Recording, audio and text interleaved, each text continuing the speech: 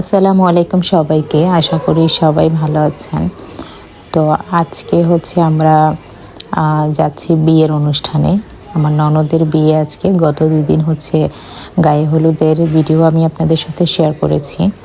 তো আজকে হচ্ছে বিয়েতে আমাদের ফুল ফ্যামিলি ইনভাইট ছিল। তো হচ্ছে আব্বু আম্মু একটু লেট করে আসবে, সে কারণে হচ্ছে মাহমুদা, রুবি, মারিয়া ওদেরকে হচ্ছে আমাদের সাথে করে আমরা নিয়ে যাচ্ছিলাম। আমরা একটু আর্লি বের হয়েছি কারণ আমাদের ওখানে একটু কাজ ছিল, ইব্রাহিমের একটু কাজ ছিল, সে কারণে আমাদের একটু আর্লি বের হতে হয়েছে। তো আমরা হচ্ছে সবাই কিছুটা পথ হেঁটে যেতে হয়েছিল কারণ রোড ক্রস করা লাগতো। তো যার কারণে হচ্ছে একটু রোডটা ক্রস করে হাঁটা লাগছে। তো এই যে আমরা এখন চলে আসছি কমিউনিটি সেন্টারে। তো এইখানে হচ্ছে যেই সেন্টারটা ভাড়া নেওয়া হয়েছিল এটা খুব সুন্দর ছিল, আর ডেকোরেশনও খুব সুন্দর ছিল, অনেক বড় ছিল কমিউনিটি সেন্টারটা। তো এখানে হচ্ছে বর কনে, তারপরে হচ্ছে সরি বরপক্ষ আসেনি তখনও, শুধু কনে পক্ষের লোকেরাই সেখানে ছিল। এখানে কনের ছবি তোলা হচ্ছে। তো আমরা হচ্ছে খাওয়া দাওয়ার জন্য ওয়েট করতেছিলাম। তো মেয়ে পক্ষদেরকে আগে খাওয়া দাওয়া কমপ্লিট করানো হয়ে গেছে, এরপরে হচ্ছে ছেলে পক্ষরা আসার পর তাদেরকে খাবার দেওয়া হয়েছে।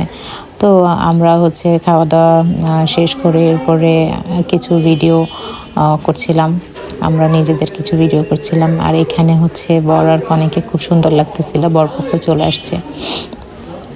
তো ওদের হচ্ছে ফটোশ্যুট চলতেছে। আর বাবু একটু বিরক্ত করতেছিল কারণ অনেক গ্যাদারিং ছিল, অনেক মানুষ আসছে। তো যার কারণে হচ্ছে আব্বু আম্মুর সাথে বাবুকে বাসায় পাঠিয়ে দিয়েছিলাম, আর আমি, ইব্রাহিম আর রুবি হচ্ছে ওখানে ছিলাম কিছু সময়। তো এখানে বর আর কনের প্রায় অনেক রকমের হচ্ছে ফটোশ্যুট নেওয়া হচ্ছিল।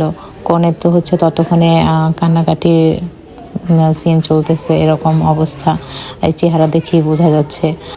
আর মামিও হচ্ছে অনেক কান্নাকাটি করতেছিল, যদিও ওদের বিয়ে আগেই হয়ে গেছে, এখন শুধু মেয়েকে তুলে দেওয়া হচ্ছে।